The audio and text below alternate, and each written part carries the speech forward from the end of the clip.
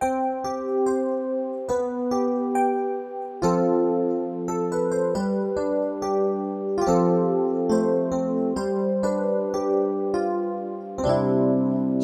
26일) 화요일입니다. 가정에서 드리는 새벽 예배에 오신 모든 성도님들을 주님의 이름으로 환영하고 축복합니다.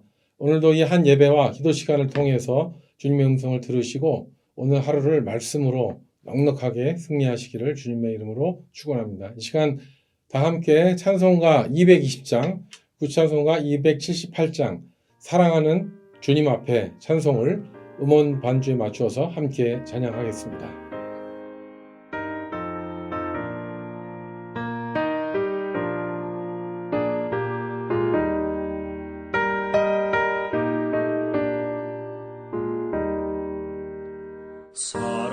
사랑하는 주님 앞에 형제자매 한자리에 크신 은혜 생각하며 즐거운 찬송 부르네.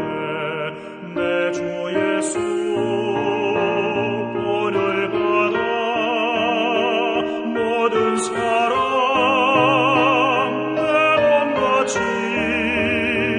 환난 근심 위로하고 진심으로 사랑하세. 사랑하는 주님 앞에 온갖 충성 다 바쳐서 괴로우나 즐거우나 주님만 입소서.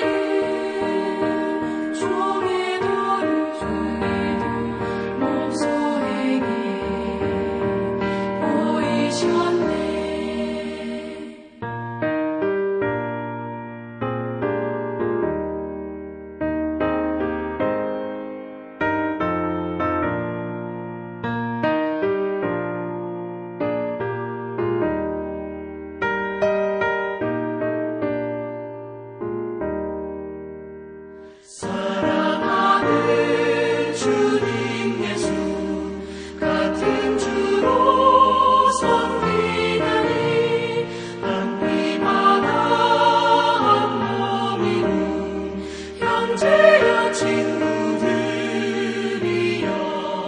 한 몸같이 친밀하고 마음으로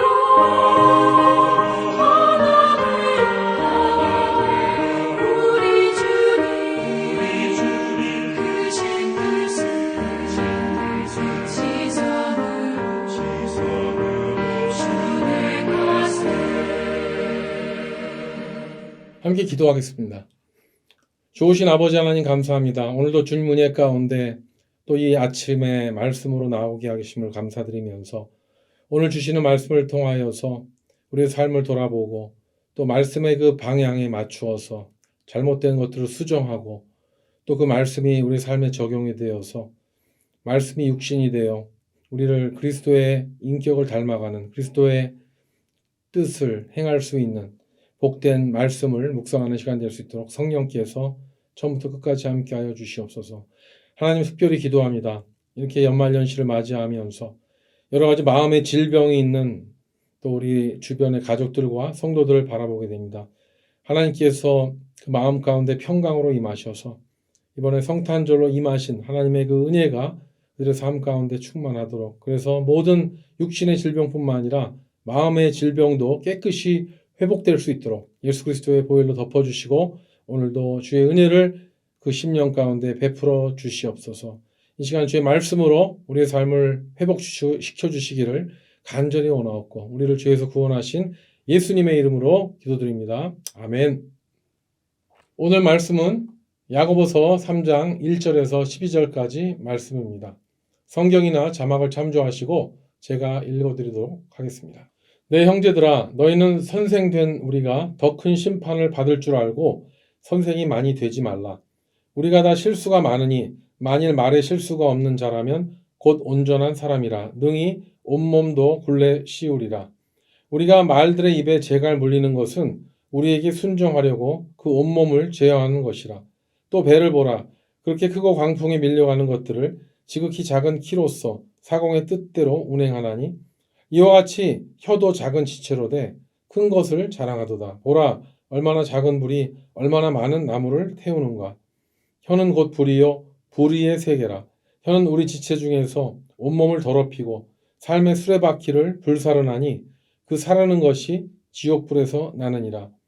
여러 종류의 짐승과 새와 벌레와 바다의 생물은 다 사람이 길들일 수 있고 길들여 왔거니와 혀는 능히 길들일 사람이 없나니 쉬지 아니하는 악이요 죽이는 독이 가득한 것이라.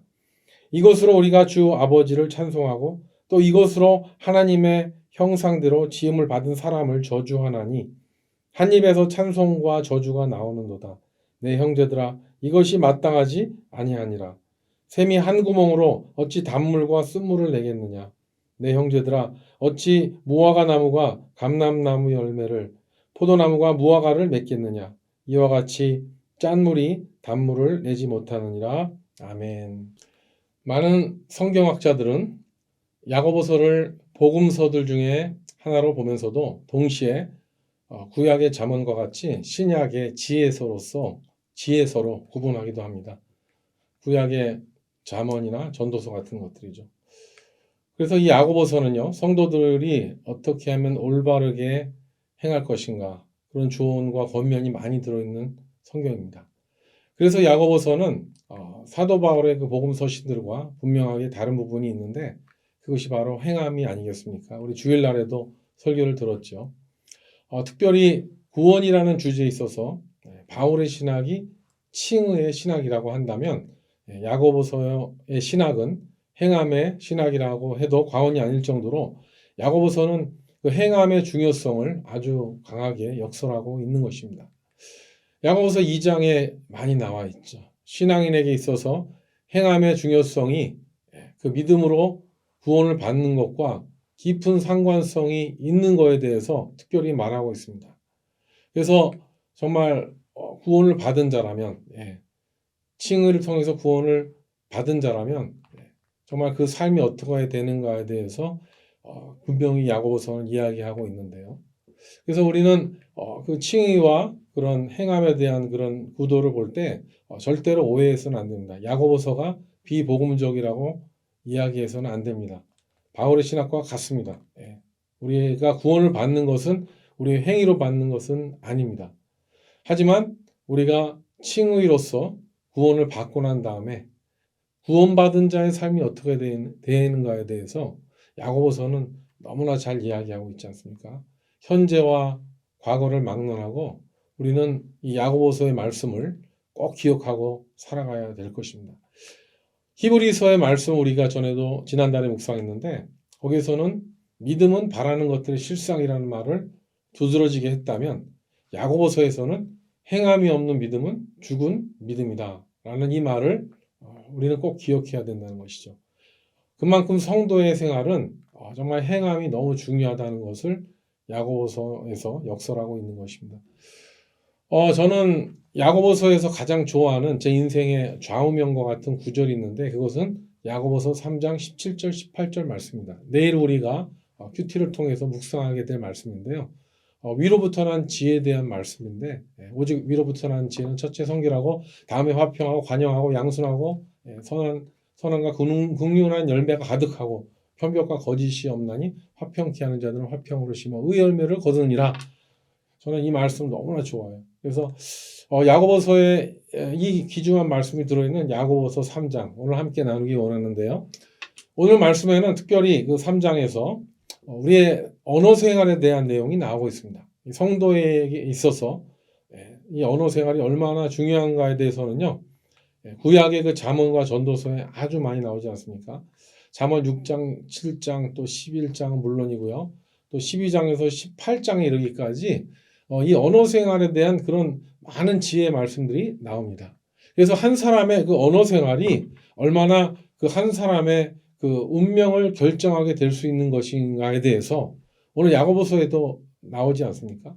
그래서 우리는 그 야고보서 오늘 2절에 나왔지만 우리가 다 실수가 많으나 만일 말에 실수가 없는 자라면 곧 온전한 사람이라. 예.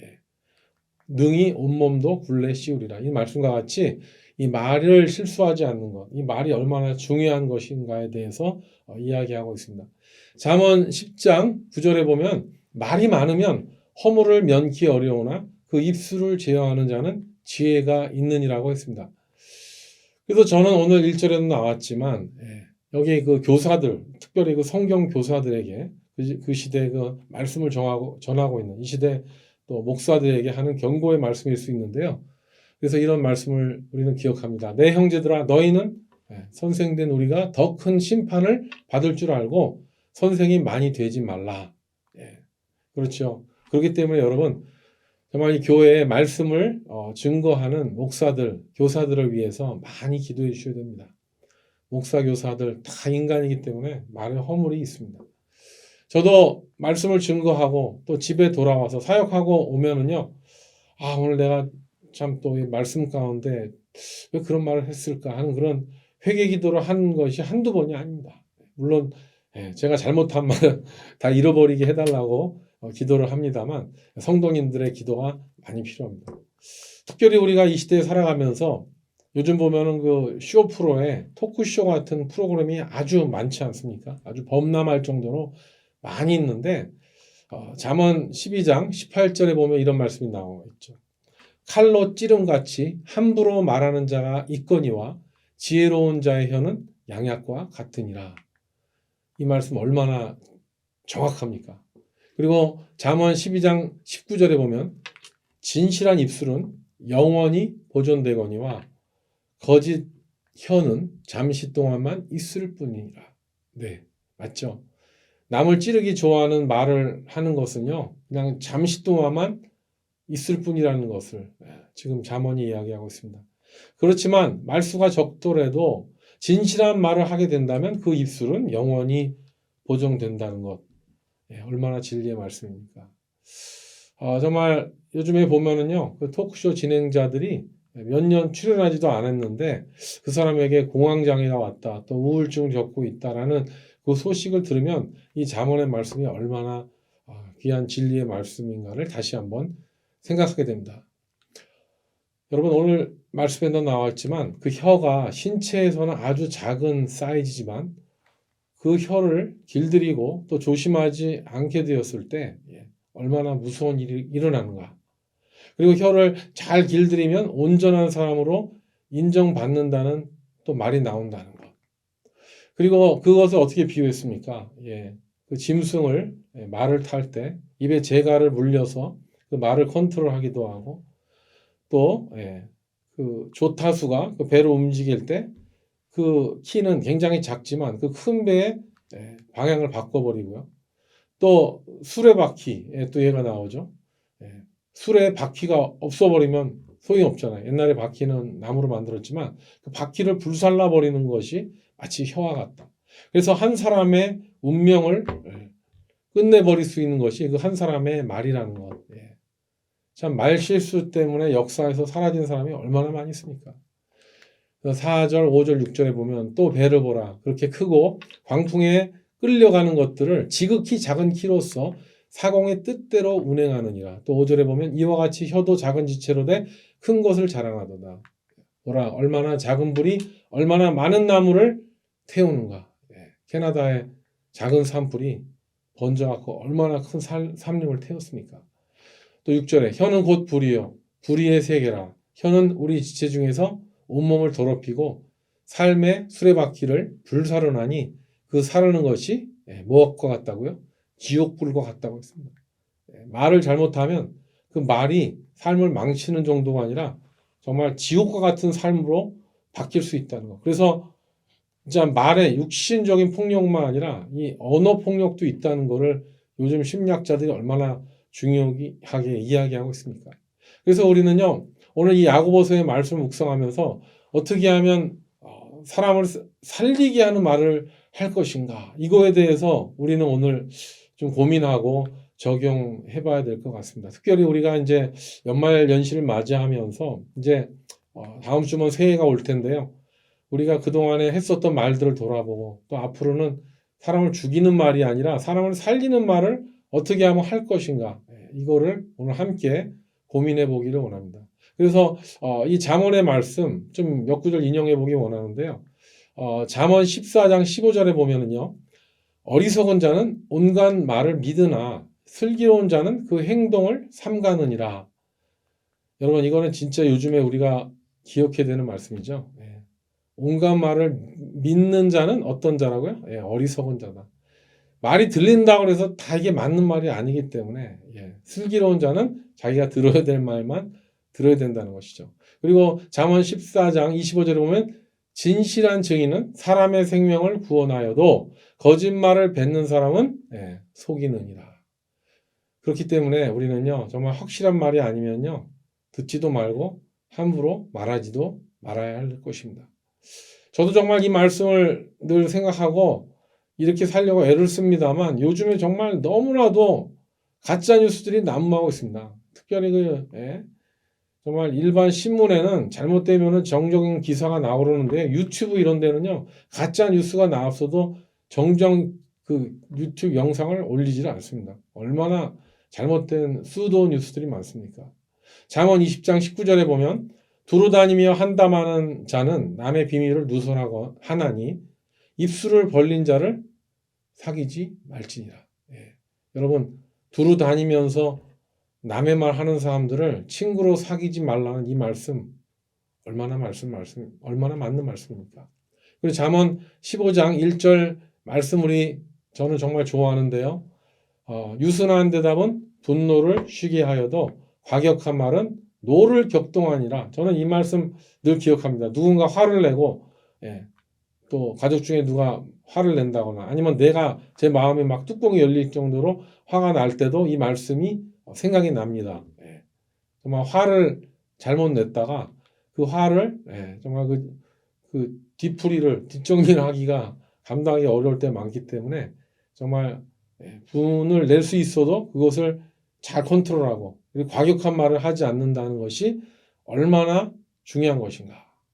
잠언 15장 23절에 보면 사람은 그 입의 대답으로 말미암아 기쁨을 얻나니 때에 맞는 말이 얼마나 아름다운고. 저는 이 말씀을 기억합니다. 그래서 저는요 정말 이 때에 맞는 말을 하는 것이 얼마나 사람들에게 기쁨이 되고 중요한가를 많이 봤기 때문에 특히 목회자로서 정말 말을 함부로 하는 것도 잘못된 것이지만 올바른 말을 하는 게 굉장히 또 중요하다는 사실을 늘 명심하고 있기 때문에 이 말씀을 기억합니다. 그래서 저는 정말 이런 귀한 잠언의 말씀이 그냥 읽을 때만 나오는 것이 아니라 제 마음판에 새겨져서 그냥 그때그때 이런 생각이 나올 때마다 탁탁 머리에 튀어나와서 해야 될 말을 막아주고 또 올바른 말을 하도록 하는 것이 정말 제 삶의 소망입니다. 그래서 이 잠언의 말씀만큼은 제 마음판에 늘 새겨져서 언제든지 튀어나왔으면 하는 것이 그 쉐마의 말씀, 그 지혜로운 성령의 말씀을 늘 묵상하기를 원합니다. 그런데 오늘 그 본문 7절 이후에 나와 있지만은 이런 거를 다 알고 있는데도 이 혀가 우리가 갖고 있는 혀가 얼마나 파괴력이 많고 얼마나 길들이기 어렵다는 것을 나오고 있지 않습니까? 실제로 보면 여러 종류의 짐승과 새며 심지어 벌레와 바다의 생물들도 이 돌고래들도 보면요 고래들도 사람이 길들일 수 있고 길들여 왔거니와라고 합니다. 그리고 8절에 보면 혀는 능히 길들일 사람이 없다. 그리고 또 뭐라 그랬어요? 쉬지 않은 악이고 죽이는 독이 가득한 것이다. 독사만 사람을 죽이는 것이 아니라 사람의 입에서 나오는 말도 사람을 죽일 수 있다는 것. 그래서 잠언 17장 4절이 생각나는데요. 악을 행하는 자는 괴사한 입을 잘 듣고 거짓말을 하는 자는 악한 혀에 귀를 기울이느니라. 그래서 요즘에 내가 어떤 데 귀를 기울이고 있는가? 그거에 따라서 내가 거짓말을 하느냐 안 하느냐가 결정될 수도 있다는 거예요. 그리고 내가 미련한 자인지 존귀한 자인지를 또 이 말과 관련된 말씀이 잠언 17장 7절에 나오는데 여기 보면 분외의 말을 하는 것도 미련한 자에게는 합당치 아니하거든 하물며 거짓말을 하는 것이 존귀한 자에게 합당하겠느냐? 얼마나 도전이 됩니까? 그래서 우리는 정말 거짓말 하지 말아야 됩니다. 하고 싶은 그 유혹이 있더라도 이 잠언의 말씀을 기억하면서 거짓말을 하지 않도록. 야고보서는요, 우리가 정말 행하는 것, 이런 것들이 얼마나 중요한가를 이야기하면서 믿는 자가 어떻게 행해야 되는가를 이야기할 때 우리는 이런 사실들 그냥 묵과해서는 안 됩니다.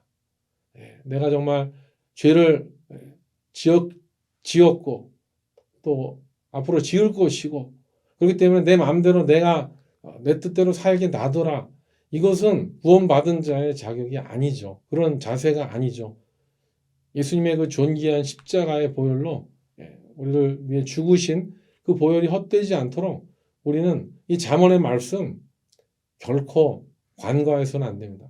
잠언 18장 4절에 보면 명철한 사람의 입의 말은 깊은 물과 같고 지혜의 샘은 솟쳐 흐르는 내와 같으니라 라는 이 말씀에서 나오듯이 우리는요 오늘 야고보서에서 잠깐 얘기가 나왔지만 잠언과 전도서에 나오는 이런 말씀들을요 그냥 생각날 때 한번 읽고 지나가는 것이 아니라 매일매일 1년에 한 번 일독하는 것이 아니라 가능하면 1년에 12독을 하는 것이 우리에게 필요한 것 같습니다. 저는 전에 제가 그 이민 생활을 하면서 제가 개인 사업을 해본 적이 있었는데 제가 사장으로서 함께하는 직원들에게 매일매일 한 장씩 잠언을 읽기를 권면하면서 1년 동안 읽은 적이 있습니다.